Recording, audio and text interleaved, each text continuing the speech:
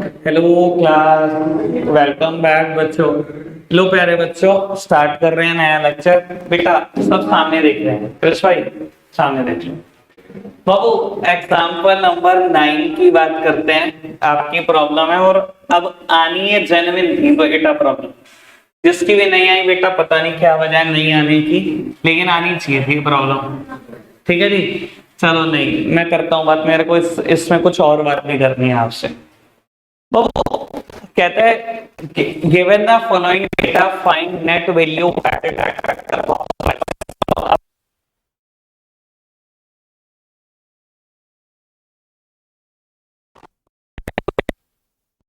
Factor cost. But बेटा ध्यान रख लेना, ये मेथड कभी भी net value added at factor cost directly नहीं निकलवाता बेटा। नेट एफसी है ना, पर बेटा अगर मैं इस मेथड की बात करूं, मुझे एक ही पर्सन का डेटा है, एक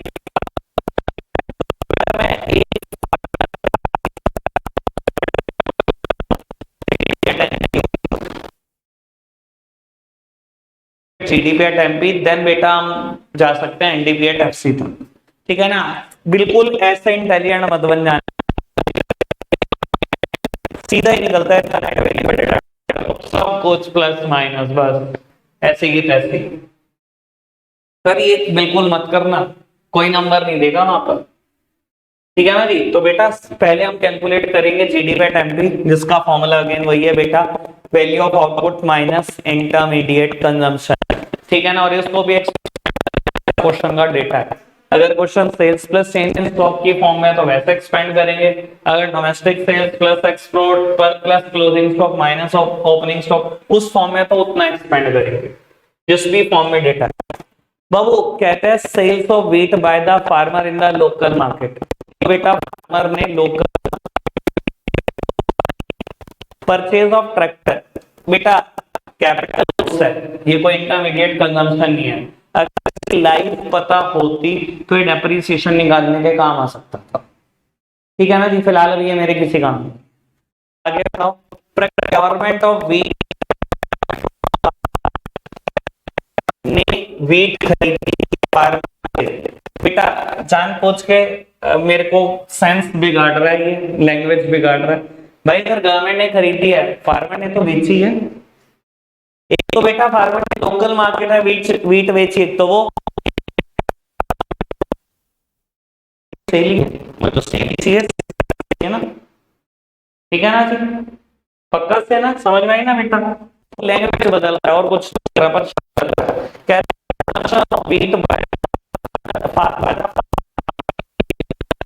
बेटा क्या किया, घर पर ही कुछ वीट कंज्यूम कर लिया, यानी कि production for self consumption. Precautions याद है, production of goods for self consumption इस मेथड में इंक्लूड होगा, लेकिन production of services for self consumption वो इंक्लूड नहीं होंगे, क्योंकि गवर्नमेंट का एक बड़ा वियर्ड सा लॉजिक है, इंप्यूटेड वैल्यू नहीं निकाली जा सकती उसकी।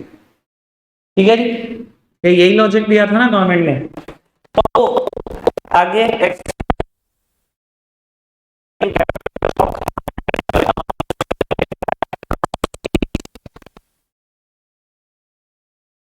का एक नोट बनाने की कोशिश करूं, ये चीज को बेटा यहाँ पर बुक ने स्टार में लिखा और बेटा इसको एक्सप्लेन करा कि ये इंटरमीडिएट कंजम्पशन है। पर बाबू इसके बारे में ना मैं बैठा बड़ा डिटेल में पढ़ रहा था आज। ठीक है ना, आदत है कुछ कुछ चीजों को देखने की। तो बेटा आज इसके बारे में बहुत डिटेल में पढ़ रहा था, तो मुझे समझ में आई किसी भी तरीके से इंटरमीडिएट कंजम्पशन नहीं है, किसी भी तरीके से। ये कुछ और नहीं बेटा, ये डेप्रिसिएशन का ही एक और नाम है। ठीक है ना जी। तो बेटा इसको हमें डैप की तरह ट्रीट करना है, ये कोई इंटरमीडिएट कंजम्पशन नहीं है। ठीक है जी, बुक से आंसर मैच करने की कोशिश ना करो। पहली बात तो आंसर भी मैच कर जाएगा बुक से, फिर भी बेटा हमने गलत चीज को क्यों मैच करना है। एक बात बताओ, वैसे अगर जनरल सेंस में देखा जाए तो हम अपने हिसाब से मतलब निकालते हैं expenditure on the maintenance of existing capital stock. इसको मेंटेन में जो खर्चा लगा, सर अगर मैं इसको अकाउंट्स की भाषा में कन्वर्ट करने की कोशिश करूं तो ये शायद रिपेयर निकलता है। ठीक है ना सर, अब आप खुद समझदार हो, ये इंटरमीडिएट कंजम्पशन कहां से हो सकती है रिपेयर, थोड़ा सा आइडिया लगाओ ना। बेटा नहीं हो सकता। और अगर मैं इकोनॉमिक्स की भाषा के हिसाब से सोचूं तो बेटा ये डेप्रिसिएशन का ही एक और नाम है। जैसे हम पढ़ते थे कंजम्पशन ऑफ फिक्स कैपिटल, वैसे ही बेटा ये मेंटेनेंस ऑफ कैपिटल स्टॉक। समझ में आई बेटा बात आपको? तो बाबू बुक से हमारा आंसर 100% मैच करता है, टेंशन मेरे को आउटपुट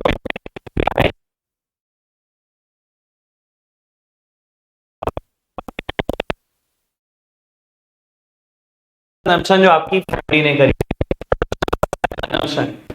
मैंने शामिल कर दिया। इंटरमीडिएट कॉस्ट कुछ से कोई कंजम्पशन या इंटरमीडिएट जीडीपी एट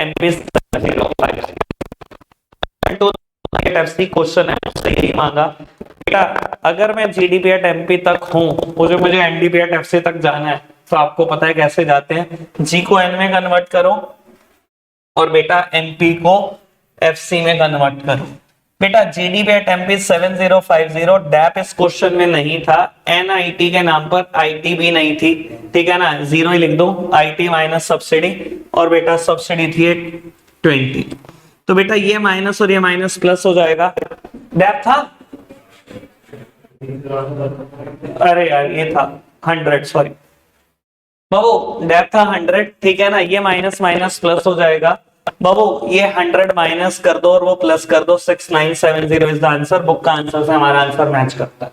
बस ये इनको इंटरमीडिएट कंजम्पशन मानकर चल रहे थे, मैं डैप मान रहा हूँ, ठीक है ना। और बेटा ये ऐसा नहीं है कि खाली मैं मान रहा हूँ, ठीक है ना, ये क्वेश्चन सीबीएसई सैंपल पेपर का है, सीबीएसई ने भी यही व्यू लिया जो मैं व्यू ले रहा हूँ, ठीक है नहीं। तो फिर हमें प्राइवेट राइटर से फिर इतना कोई मतलब रह नहीं जाता अगर सीबीएसई का व्यू हमारे साथ चल रहा है,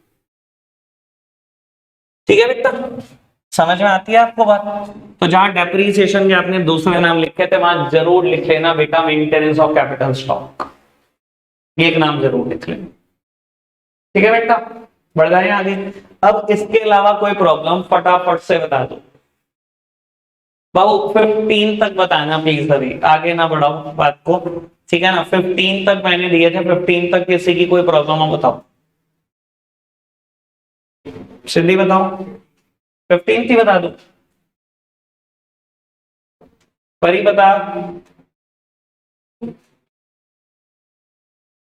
चलो बाबू पढ़ते हैं फटाफट से, सामने देखना एक बार और बेटा, जान लो मुझसे बेटा। ये जो क्वेश्चन है जहाँ 3 फॉर्म का डेटा 4 फॉर्म का डेटा आ जाता है, ठीक है ना सर, मेरी टेबल थोड़ी सी अलग बनती है, बुक के हिसाब से नहीं बनती, ठीक है ना। आप कैसे बना रहे हो वो देख लेना बेटा, आप एक बार मेरी टेबल भी देख लो कि मैं कैसे बनाता हूँ। बाबू क्वेश्चन है का calculate value added by firm A, firm B, firm C and GDP at MP. बेटा अगर इन तीनों फर्म का आ गया तो बेटा सारी फर्म के वैल्यू का टोटल ही होता है जीडीपी एट एमपी। तो बेटा जीडीपी एट एमपी निकालना तो 1 सेकंड का काम है। चलो जी क्या पढ़ते हैं। कहते हैं firm A bias input, sorry firm A bias from input worth rupees 500 CR to B goods worth rupees 1000 CR to C goods worth rupees 700 CR. Firm B buy from Y input worth rupees 200 CR and sells to C 1500 crore. Finished goods C buy करता है Z से input 150 crore, C करता है finished goods 4150 crore to house और बेटा value added निकालना। Sir मैंने सब कुछ पढ़ लिया, मुझे ये समझ में आया कि ए ने भी कुछ इनपुट खरीदे, कई जनों को बेचे, कई फर्म्स को बेचे, बी ने भी यही करा और सी ने भी यही करा, यही कहानी, ठीक है ना। और ज्यादातर ऐसे क्वेश्चन में एक जैसी कहानी है, जो एक कहानी बिल्कुल सेम कहानी हर जगह पे नजर आएगी, कोई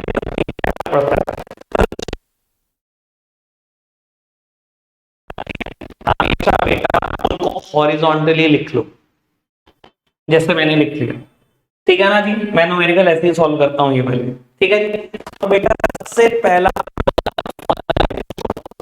बेटा वैल्यू एडेड का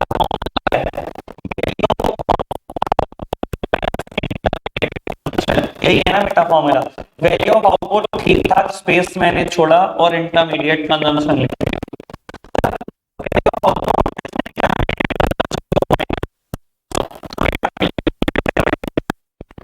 वैल्यू एडेड कैलकुलेट कर रहा हूँ, ठीक ठाक जगह छोड़ दी मैंने, ठीक है ना। एक न्यूमेरिकल बहुत ढंग से करूंगा, आराम से देखिए, ठीक है।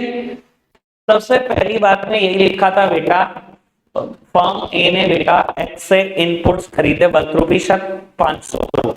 एक बार देखिएगा किसी वस्तु को तो यही है ना, ठीक है। अब आपने इनपुट्स खरीदे, सर इंटरमीडिएट कंजम्पशन है, ये देखो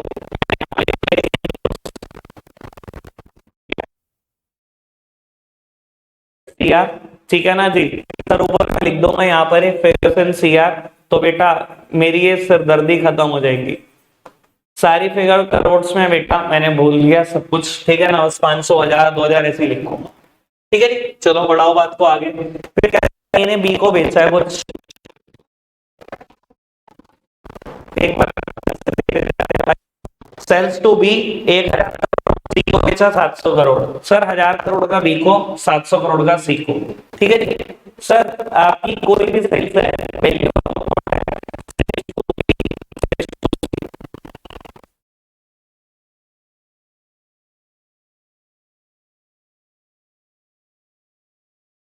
बेटा बी ने आपसे खरीदा भी तो है, ठीक है। आपकी सेल्स है ए फर्म की, बी के एंगल से सोचो, उसने तो आपसे मटेरियल खरीदा ही है, उसने तो रॉ मटेरियल खरीदा, उसका तो परचेज ऑफ रॉ मटेरियल है जो इंटरमीडिएट कंजम्पशन के बराबर होता है, ठीक है ना जी।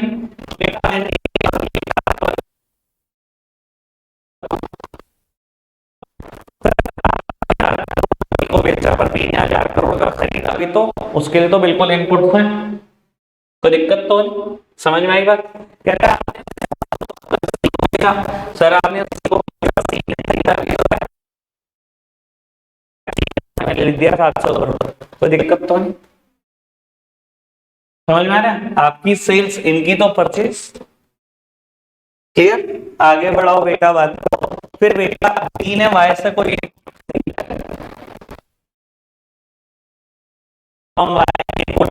200 करोड़ और बेटा सी को बेचा 1500 करोड़ और फिनिश गुड्स बेचे हाउस होल्ड को 2000 करोड़।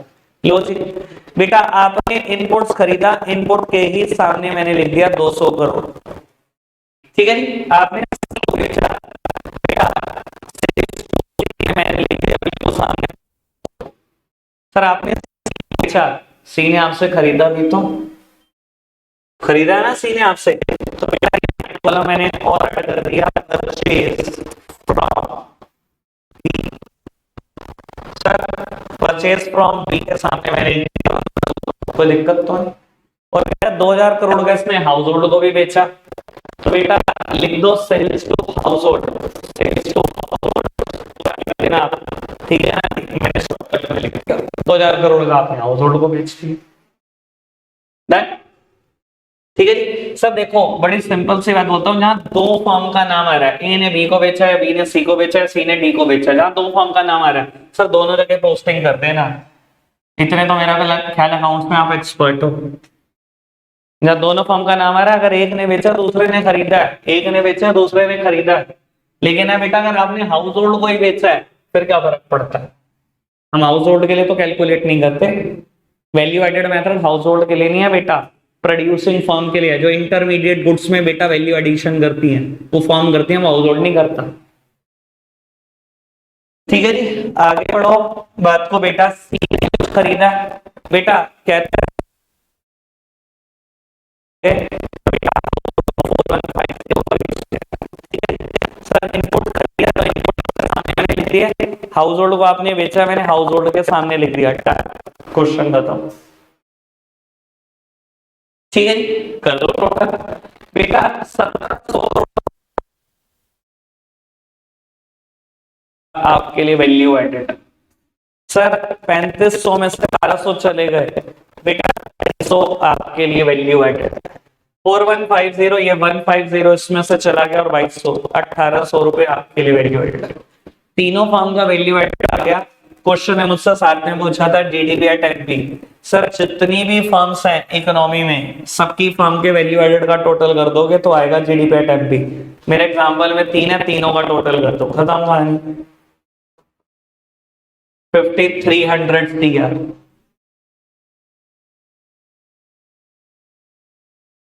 ठीक है जी। Question number 15 done. आज मैंने ना मतलब हमने टुगेदर विद जो सैंपल पेपर कर रहे हैं, आज मैं घर ले गया था, मैंने उससे अच्छे से तसल्ली से पढ़ा कि उसमें क्या कराने लायक चीज है। मैंने वैल्यू एडेड मेथड के न्यूमेरिकल देखे, मुझे लगा कि न्यूमेरिकल का लेवल तो हमारी बुक में उससे ज्यादा है, यानी कि बोर्ड में भी इतने तगड़े न्यूमेरिकल नहीं आए वैल्यू एडेड मेथड के कभी भी जितने आपकी बुक में। तो बेटा अपने बुक के एग्जाम्पल को बहुत ज्यादा प्रायोरिटी देना,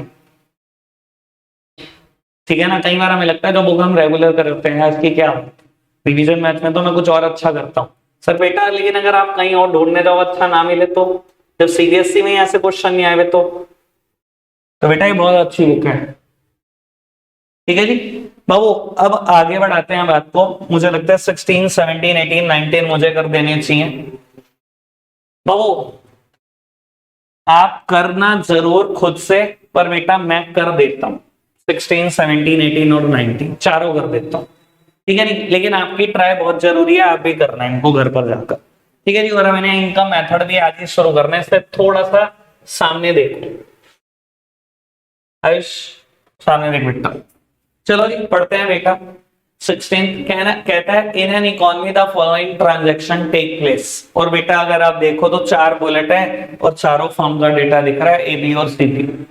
कहता है A sales goods of 20 crore to B, 30 crore to C, 40 crore to household and goods worth rupees 10 crore remain unsold. Value of input of firm A is assumed to be 0। बाबू ए ने B को भी बेचा, सी को भी बेचा और हाउस होल्ड को भी बेचा। कहता है 10 करोड़ के गुड्स बिके भी नहीं है, अनसोल्ड रह गए, मतलब क्लोजिंग स्टॉक है, ठीक है जी। कहता है वैल्यू ऑफ इनपुट फर्म का 0 है, यानी कि कोई इनपुट भी नहीं खरीदा, ठीक है जी। बी का 40 करोड़ का सी का को बेचा, 60 करोड़ का डी को, 50 करोड़ का फाइनल कंजम्पशन के लिए बेचा। सर कंजम्पशन के लिए सिर्फ हाउस होल्ड को ही बेचा जाता है, हाउस होल्ड ही कंज्यूम करता है, ठीक है जी। आगे बढ़ाओ बेटा बात को।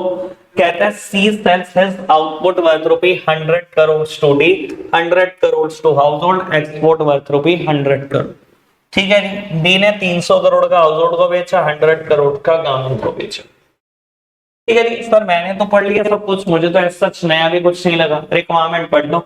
Value added by each firm निकल जाएगी, टोटल वैल्यू एडेड सबका टोटल करेंगे वो भी निकल जाएगा, total consumption expenditure. Sir C part ऐसा हो सकता है थोड़ा सा ये परेशान करे, पर ठीक है मैं आपको बता देता हूं क्या मुद्दा है बेटा। इसने कहा टोटल कंजम्पशन एक्सपेंडिचर।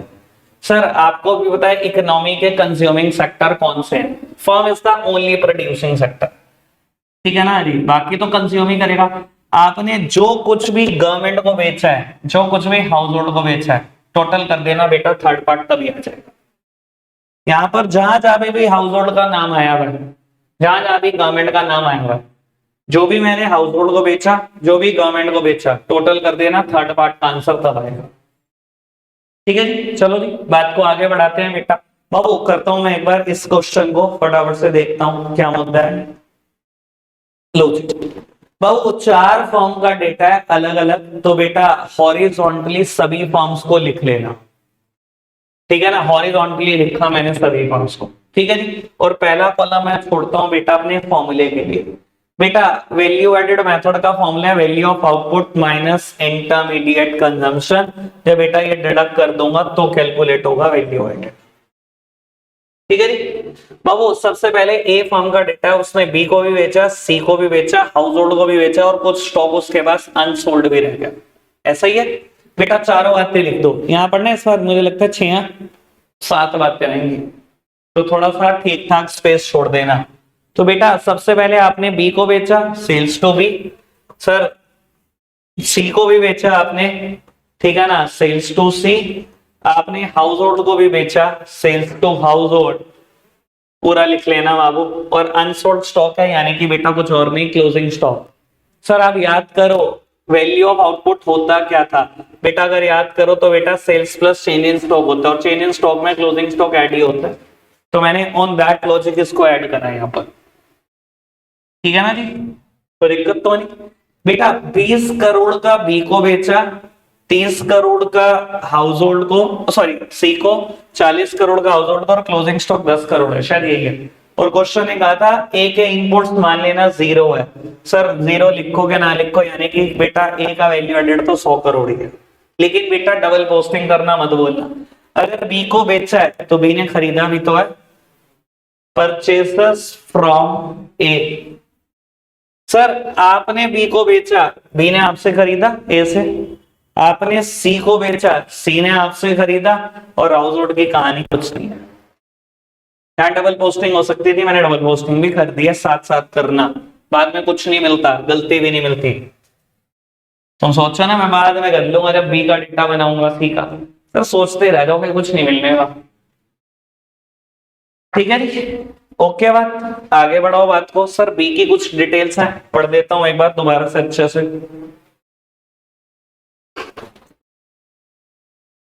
बाबू कहते हैं B sales is output worth ₹40 CR to C, 60 CR to D, और 50 करोड़ का फाइनल कंजम्पशन के लिए बेचा। बेटा 40 करोड़ का सी को बेचा, ये लो सेल्स टू सी के सामने लिखा 40 करोड़। सर यही लिख दो बेटा परचेजेस फ्रॉम बी। आपने फर्म बी ने बेटा सी को बेचा, सी ने आपसे ही तो खरीदा, तो बेटा सी के लिए तो ये परचेज है, सी के लिए तो इनपुट है, तो बेटा परचेजेस फ्रॉम बी मैंने डबल पोस्ट कर दिया। ठीक है जी, आपने डी को भी बेचा, एक कॉलम और ऐड करो जी, सेल्स टू डी, बस मुझे अमाउंट बता दो, 60 है ना। सर आपने डी को बेचा 60 करोड़ का, सर लिख दो 60 करोड़। बेटा डी में देखो तो परचेजेस फ्रॉम बी के सामने लिखना ना भूलना 60 करोड़, डबल पोस्टिंग। और कहता है आपने फाइनल कंजम्पशन के लिए बेचा 50 करोड़। सर हाउस होल्ड ही फाइनली कंज्यूम करते हैं, यानी कि बेटा आपने हाउस होल्ड को बेचा 50 करोड़, मैंने सेल टू हाउस होल्ड के सामने लिख दिया 50 करोड़। क्या डबल पोस्टिंग हो सकती थी, साथ साथ करी जा, नहीं है जरूरत उसकी बेटा छोड़ दिया। ठीक है जी, आगे बेटा हम सी का डेटा पढ़ो फटाफट से। कहता है बेटा 100 करोड़ का डी को बेचा, 100 crore house hold, 100 crore export. बहुत अच्छी बात, पेपर में ऐसे ही आना चाहिए 100-100। कौन बार बार क्वेश्चन देखे। बेटा डी को बेचा, सेल्स टू डी के सामने लिख दो 100 करोड़। और बेटा अगर आपने डी को बेचा है तो डी ने आपसे खरीदा भी तो है, purchases from C. Sir purchases from C के सामने लिख देना बेटा 100 करोड़, डी ने बेटा सी से खरीदा 100 करोड़ का। कहता है आपने 100 करोड़ का हाउस होल्ड को बेचा, हाउस होल्ड के सामने बेटा 100 करोड़, और बेटा कहता है आपने एक्सपोर्ट भी कर दिया बेटा 100 करोड़ का। बहुत बढ़िया बात, लो जी डन। बाबू डी का स्टैट्स देख लेते हैं क्या है। कुछ नहीं बेटा, 300 करोड़ का हाउस होल्ड को बेचा और 100 करोड़ का गवर्नमेंट को। तो बेटा जो हाउस होल्ड को बेचा, हाउस होल्ड के सामने हाउस होल्ड, और बेटा जो गवर्नमेंट को बेचा बेटा वो गवर्नमेंट। ठीक है, कर लो, टोटल हो गया सब कुछ। बेटा ये 100 CR आ गया, 150 में से 20 गए, 130, 230 और बेटा 240। फर्स्ट पार्ट का आंसर ये रहा। सेकंड पार्ट में पूछा था टोटल वैल्यू एडेड, सर चारों का टोटल कर दो, आंसर आपके सामने। ठीक है जी, 600 नहीं 500, 600, 700। ठीक है जी, और बेटा थर्ड पार्ट में आपसे पूछा था कंजम्पशन एक्सपेंडिचर कितना है। सर जहां जहां भी आपने बेचा हाउस होल्ड को, जहां जहां भी गवर्नमेंट को बेचा, टोटल कर दो। हाउस होल्ड की कहानी है 40, 50, 100 और 300, और गवर्नमेंट की कहानी है ये 100, 500, 500 ना भाई 590 है, 590 आंसर आ गया बेटा 590 सी। तो सर ये टेबल बनानी सीख जाओ बस, मेरे हिसाब से जो मर्जी पूछता रहा क्वेश्चन, देख लेंगे हम बाद में क्या पूछता है। ठीक है जी, चलो जी नेक्स्ट क्वेश्चन करते हैं बेटा फटाफट से। 17 तगड़ा क्वेश्चन, ठीक ठाक लेवल है इस क्वेश्चन का। वैसे मैथ्स वाले बच्चों के लिए कोई लेवल नहीं, मैथ्स वाले कहेंगे हैं तो नाइयो इंटीग्रेशन के सामने खुद ही रो देगा। लो एग्जांपल नंबर 17 कहता है in an economy industry P sales output to Q sales output to R for 600 CR। कहता है कोई इकोनॉमी ऐसी है जहां इंडस्ट्री P Q को गुड्स बेचती है और Q ने R को बेचा है 600 करोड़ का। अच्छा जी, ठीक है जी, आगे बढ़ाते हैं। Q's value added is half of the P's value added. Assuming P's value of input is 0, calculate how much P sells to Q. चलो जी भाई, क्या दिक्कत है बाबू, मैं इस क्वेश्चन को यहीं कर देता हूं, ठीक है ना, इतना मुश्किल नहीं है बेटा। 3 फर्म का डेटा है P, Q एंड R, ठीक है ना। कहता है बेटा in an economy industry P sales output to Q। बेटा P Q को बेचती है, अगर P बेचती है, इसकी सेल्स है, इसका वैल्यू ऑफ आउटपुट है, तो सर आप खरीदते हो, आपका बेटा वो वैल्यू ऑफ इनपुट है। मैंने क्या करा, दोनों को एक्स मान लिया, ठीक है ना, क्योंकि क्वेश्चन में ये नहीं बताया कितना बेचा है। देखो industry P sales output to Q, P ने बेचा है क्यू को, पी ने बेचा है, इसकी सेल्स है, क्यू ने खरीदा है, इसकी परचेस भी तो है, ठीक है ना। मैंने यहां पर लिखना चाहो लिख लो भाई, मैं तो सोच रहा था स्किप कर दूं इस बार, ठीक है। कहता है Q sales output to R 600 crore, Q ने बेचा आर को, इसने बेचा इसकी सेल्स, बेटा इसकी तो परचेस, ठीक है जी। और बाबू इसके बाद क्वेश्चन में आर का कहीं जिक्र नहीं है, मुझे चाहिए भी नहीं, देख लेना चाहिए। कहता है Q's value added is half of the P's value added assuming P's value of input are 0। बेटा कहता है P का वैल्यू ऑफ इनपुट 0 मान लो, मान लिया 0, यानी कि बेटा वैल्यू एडेड P का कितना आया x, Q का कितना आया 600 माइनस x, ठीक है ना जी। सर ये स्टेटमेंट आराम से पढ़ना, Q's वैल्यू एडेड इतना मुश्किल नहीं होता जितना आप कर देते हो। कहता है Q का value added is half of the P's value added,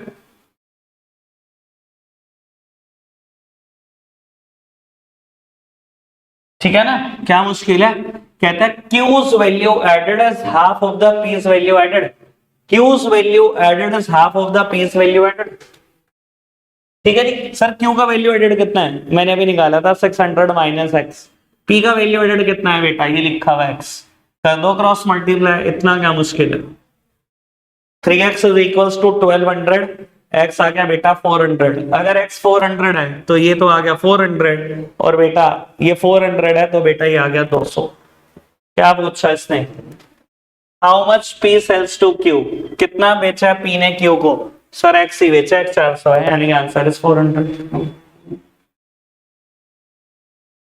ठीक है जी, कोई दिक्कत तो नहीं बेटा। 18 और 19, चलो जी देखते हैं बेटा, फटाफट से पढ़ते हैं। 18 बाबू बहुत सारी रिक्वायरमेंट दी, 1 2 3, ठीक है ना, पर बेटा मेरा मानना है टेबल बनाना, टेबल से सब कुछ हो जाएगा, ठीक है ना, इतना मुश्किल नहीं होगा। इस बार बेटा टेबल बनाते टाइम ना मैं वैल्यू ऑफ आउटपुट लिख रहा, क्या क्या है मतलब sales to A B C, वो नहीं लिख रहा ना बेटा, इंटरमीडिएट कंजम्पशन सिर्फ प्लस और माइनस कर रहा हूं, ठीक है। टेबल में यही बना दूंगा बेटा थोड़ा शॉर्टकट में, ठीक है ना जी। लेकिन पहले देख लेता हूं 4 फर्म तक का डेटा है बेटा बाबू, ए का भी कुछ डेटा है, बी का भी कुछ डेटा है, सी का भी डेटा है, डी का भी डेटा है, थोड़ा आराम से समझना, क्योंकि बेटा आखिरी में मिक्स कर दोगे आप सब कुछ।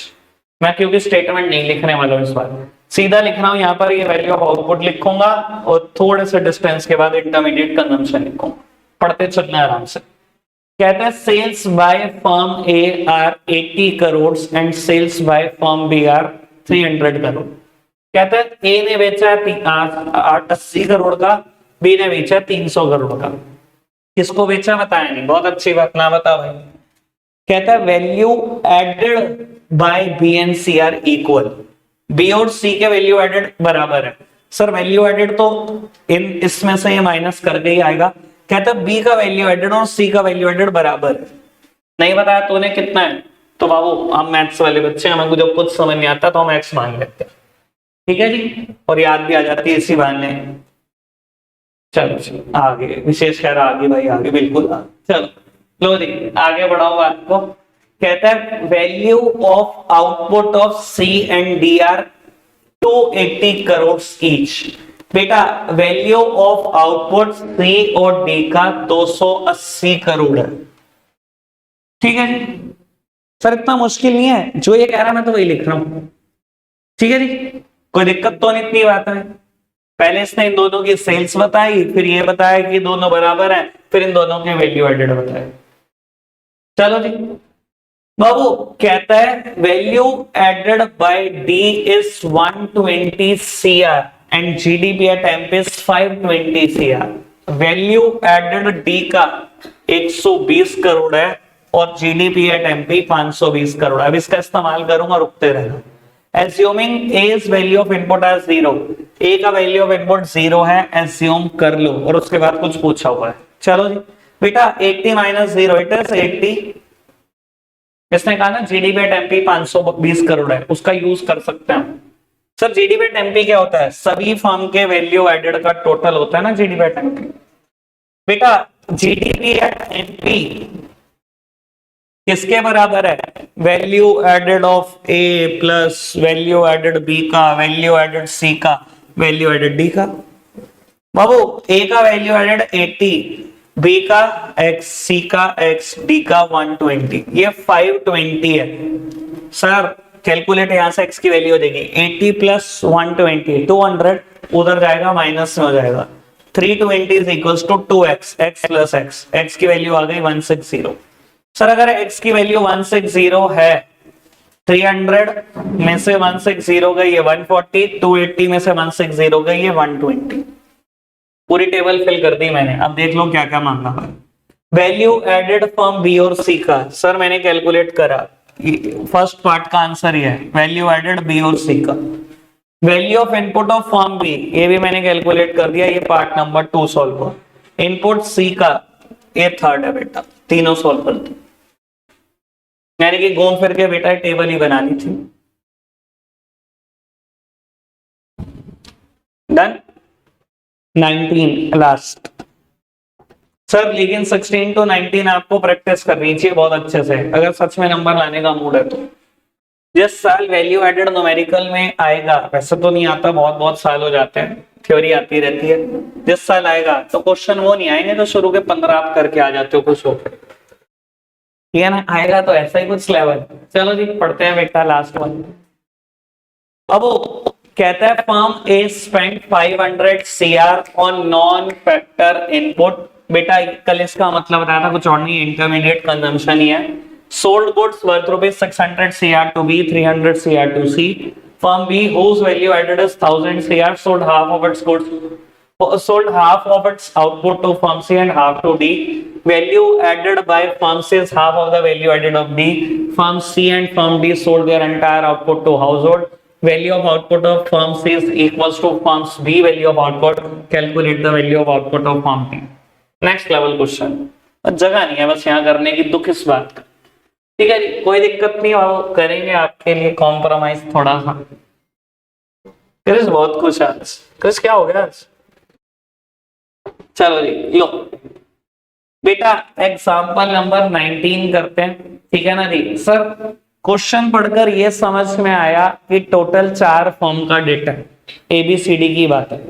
तो बाबू हॉरिजॉन्टली सारी फॉर्म का नाम लिख लो, जितनी भी फॉर्म का डेटा है। बाबू इस क्वेश्चन में मैं लिख दूंगा वैल्यू ऑफ आउटपुट भी ढंग से और इंटरमीडिएट कंजम्पशन भी, ताकि आप परेशान ना हो, क्योंकि आखिरी में क्वेश्चन परेशान कर देगा अगर आप नहीं ढंग से समझोगे। ठीक है जी बेटा, सबसे पहले इसने यही बोला था कि ए ने नॉन फैक्टर इनपुट खरीदे 500 करोड़ रुपए के, ठीक है ना, यानी कि इंटरमीडिएट कंजम्पशन। ठीक है ना, मैं इनपुट्स लिख देता हूं। बाबू आपने इनपुट्स खरीदे 500 करोड़ के और फिर बी और सी को बेचा शायद 600 और 300, ऐसे ही है, ठीक है ना बाबू। तो सेल्स टू बी और बेटा सेल्स टू सी, आपने बी को बेचा 600 करोड़ और सी को बेचा 300 करोड़। सर आपने बेचा है, बी ने तो खरीदा है, और आपने सी को बेचा है, बेटा सी ने तो खरीदा है। तो बेटा एक कॉलम यहां पर और ऐड कर दिया, परचेसेस फ्रॉम ए 600 करोड़ और बेटा यहां 300 करोड़। कोई दिक्कत तो नहीं बेटा? अभी तक थोड़ा सा मुद्दा खत्म हो गया, एक लाइन जितनी थी बेटा वो समझाती। आगे बढ़ाते हैं बात को। सर यहां से मुश्किल रहेगी, इसलिए बहुत आराम से देखना, जल्दी की कोई जरूरत नहीं। कहता है बेटा firm B whose value added is 100 CR, sorry 1000 CR, firm B जिसका वैल्यू एडेड ही 1000 करोड़ है, sold half its output to firm C and half to firm D. आराम से देखना मेरी तरफ बेटा, फर्म बी जिसका वैल्यू एडेड 1000 करोड़ है, आधा आउटपुट सी को बेचता है, आधा डी को। सब देख लो आराम से बेटा, अगर ये 1000 करोड़ है और ये 600 करोड़ नेगेटिव है, मतलब ये तो माइनस में ही है 600 करोड़, तो बेटा वैल्यू ऑफ आउटपुट कितना होगा? 1600 करोड़। ठीक है बेटा, अगर ये 1600 करोड़ है, सीधा मत लिख देना 1600 करोड़, उसने बोला इसमें से आधा बेचते हो फर्म सी को, आधा बेचते हो डी को, यानी कि 800 करोड़ बेचते हो।